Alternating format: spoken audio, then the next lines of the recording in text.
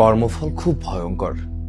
আপনি আজকে যেটা করবেন সেটা আজ হোক, কাল হোক, 1 মাস পরে হোক, 1 বছর পরে হোক, ঠিকই ফেরত পাবেন। একটা গল্প শোনাই আপনাদেরকে।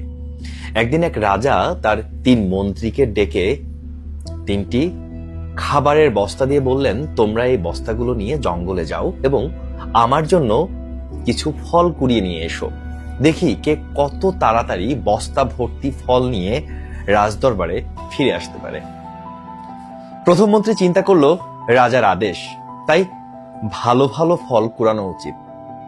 সেই মতো সে জঙ্গলের সবচেয়ে সুস্বাদু এবং সবথেকে ভালো ফলগুলো কুড়িয়ে সে ওই বস্তায় ভরলো।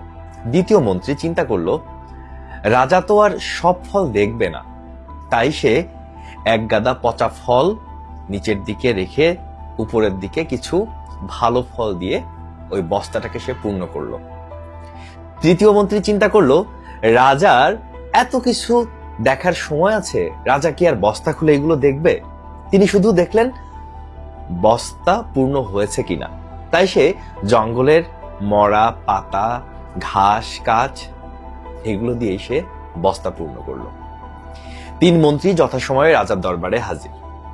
রাজা সবার বস্তা পূর্ণ দেখে খুশি হলেন, কিন্তু বস্তাগুলো খুলেও দেখলেন না রাজা মশাই।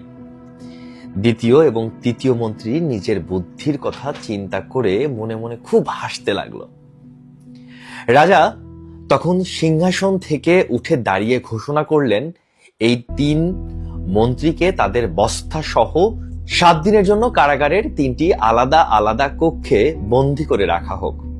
এই সময় তাদেরকে যেন কোনো প্রকার খাবার দেয়া না হয়। রাজার নির্দেশ মতো 3 জনকে কারাগারে পাঠানো হলো। প্রথম মন্ত্রী ওই যে সে বস্তা ভর্তি ভালো ভালো ফল রেখেছিল, সে 7 দিন বস্তার ফলগুলো খেয়ে 7টা দিন সে পার করে দিল। দ্বিতীয় মন্ত্রী তার যে বস্তায় অল্প কিছু ভালো ফল আর কিছু সে নষ্ট ফল রেখেছিল, সে ওইটা দিয়ে 7টা দিন কোন রকম পার করলো, কিন্তু সে যতটুকু প্রতিদিন খাওয়া উচিত একটা মানুষের তার থেকে তুলনামূলক অনেক কম খেলো এবং সে অসুস্থ হয়ে পড়লো ওই পচা খাবারগুলো খেয়ে। আর ওই যে তৃতীয় মন্ত্রীর বস্তায় কোনো ফল ছিল না, সে শুধু ঘাস, লতা পাতা, খড়কুটো এগুলো গুছিয়েছিল। তাই তার আসলে আর ওই বস্তায় খাবার মতো কিছুই ছিল না। তাই সে আস্তে আস্তে অনাহারে ওই কারাগারেই মারা গেল। এখানে শিক্ষণীয় বিষয় হচ্ছে আমাদের ভালো কাজের ফল ভালো রূপে এবং খারাপ কাজের ফল খারাপ রূপে একটা সময় আমাদের কাছে ঠিকই ফিরে আসে।